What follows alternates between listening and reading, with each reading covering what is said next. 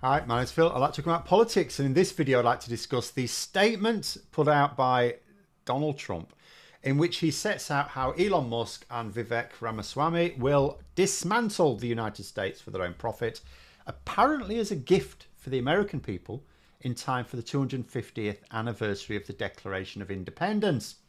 Basically, the starting pistol of Project 2025 seems to have been fired. But first, for daily political commentary, please click the subscribe button so you don't miss out. So, for those who don't know, Project 2025 is a plan by the far right of America to permanently take control of the operation of the state. So, even if there were to be elections in 4 years' time and a Democratic nomination wins and there's a smooth transition of power, the MAGA cult would still be largely in control. It includes, amongst other policies, forcing all members of the civil service to swear allegiance to the MAGA cult or be fired. This is very much like when Boris Johnson insisted all Conservative parliamentary candidates had to sign up to his specific version of Brexit or they couldn't stand for the party. It meant that Conservative MPs in the last parliament all had to at least pretend to be of one mind on a very specific, very important policy. But this would be doing so for the entire federal civil service, including senior military officers. The plan is to make sure that the military's leaders, their first priority is to trump, not the Constitution. Now, whether Project 2025 can be successfully implemented either in part or in full, that is a matter of debate. In the UK, Dominic Cummings tried to do something on a smaller scale, but very similar, and he failed dismally. Mind you, the American version is way more advanced, with a lot more people involved. It may or may not meet their aims, but even the attempt, you would imagine, will do a lot of damage to the United States. And of course, the more damage it does to the USA, the more damage it does to its closest allies. But is it real? Is Trump really going to try to implement it?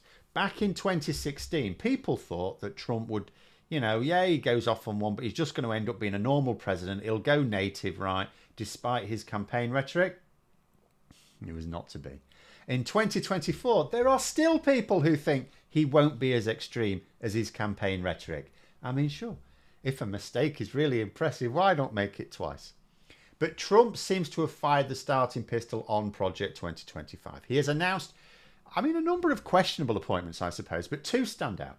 Elon Musk, Vivek Ramaswamy, to head up the Department of Government Efficiency. And they are actually referring it to as Doge, right? This will 100% be Musk's doing. He's a man-child. Well done, America. You've now allowed an incredibly infantile moron to take a hatchet to your entire federal infrastructure. And the most thinking he'll have done about it, he will have come up with the name for that department. To go, oh, this is hilarious. That's who you've now got in charge of, everything. First of all, note the way the press statement's structured. It refers to the great Elon Musk. And has great in front of it, has a capital G. It's like very North Korea, this. I'm getting huge North Korea vibes. Then it specifically states that it will be Space Karen's job to dismantle government bureaucracy. That's their word. And again, government bureaucracy, it's written as if it's a proper noun. And take note, although the term bureaucracy is often used negatively, people talk about it, what they use it to mean unnecessary red tape or overly burdensome red tape, which is a valid use of the term. But the term itself just literally means the civil service. Anything which is carried out by civil servants is bureaucracy. That includes policing, road maintenance, operating schools, civil planning. Everything that the government actually do is decided by politicians, but it's carried out by civil servants. This is a promise to, in their word, dismantle the federal civil service of the most powerful economy in the world. What could go wrong? Because even if you think the malice behind these moves is being overblown by some people, just look at who is in charge. Donald Trump keeps saying that he will run America like he runs his businesses. But he's a terrible businessman. He's had so many businesses go bust, not just one or two, like a dozen or so. And consider that the Donald Trump who had all those businesses fail, was a much smarter man than the Donald Trump who is now going to be president, because he has clearly got serious cognitive decline. Then you've got Elon Musk heading up the project. Now, he might be a shrewd investor, but when he's actually been involved in the direct running of his businesses, the impact has been negative. Twitter is just the most obvious and extreme example. These degenerates couldn't run a lemonade stand, and yet they think they have what it takes to smash up the federal infrastructure with a sledgehammer, and the end result will be something that the American public will appreciate. I don't think so. I suppose it's tempting for some to look at this as a good thing. You know, I remember back in 2019 in the UK, when some Remainers thought if Brexit must happen, if we must leave the EU, then it would actually be better if we fell out of the EU without a deal, the most extreme form of Brexit, because the more extreme the type of Brexit, the more people would likely see maximum impact and see the con behind it, that it was all lies. I myself said I couldn't bring myself to wish for that because it would be to wish for a great deal more suffering. It's a bit like the old classic sitting on my bookshelf, Machiavelli's The Prince, isn't it? A treatise on political strategy which focuses entirely on the best way to achieve an outcome, even if innocent people have to suffer for it. You know, I wonder if some people on the left will see Project 2025 as actually being the ultimate version of free market capitalism, which exposes the entire rotten system and triggers the end of it all. Oh, this is the thing. This is the thing that's going to cause capitalism to collapse. But again, it would require massive suffering and around the world. And I don't even think it would do this. It would just weaken America. It would allow China, India, Russia to grow in power. And they all run extreme forms of capitalism themselves. In fact, given that China is a literal dictatorship and Russia is to all intents and purposes, what emerges could well be way worse. And what if these efforts are so extreme? Let's say the American people do see it, because this is not frog in a boiling pot, right? I mean, the public sort of went with the Conservatives for quite a long time, screwing them over because they did it fairly slowly.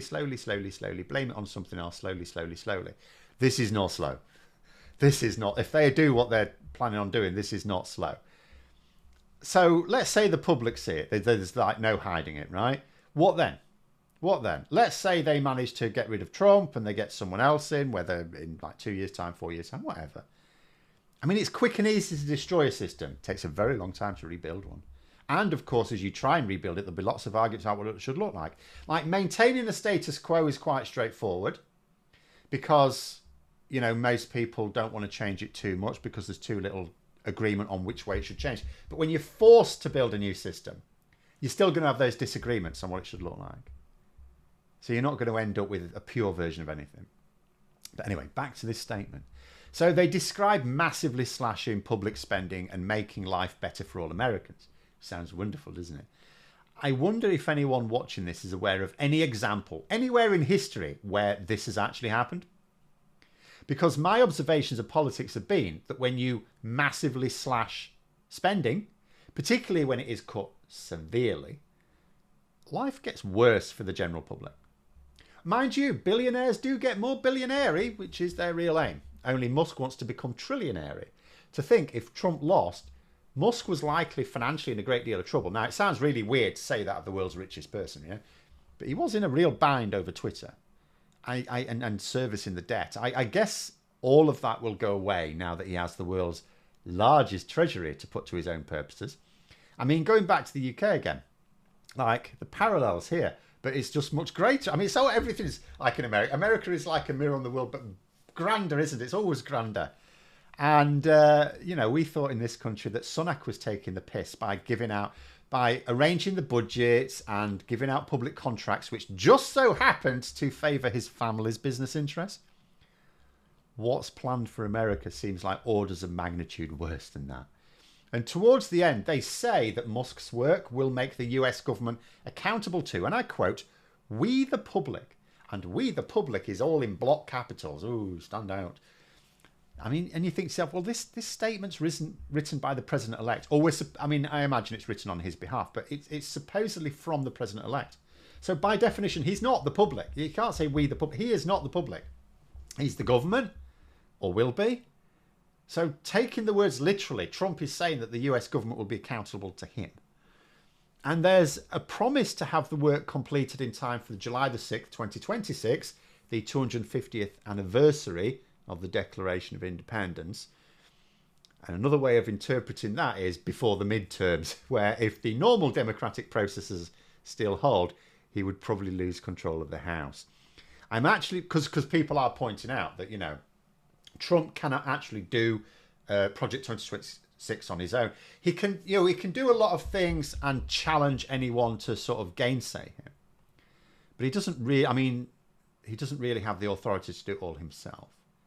But if he has control of the House for a couple of years, and no Republicans dare gainsay him, and the Supreme Court doesn't, then he can basically do what he likes for a couple of years.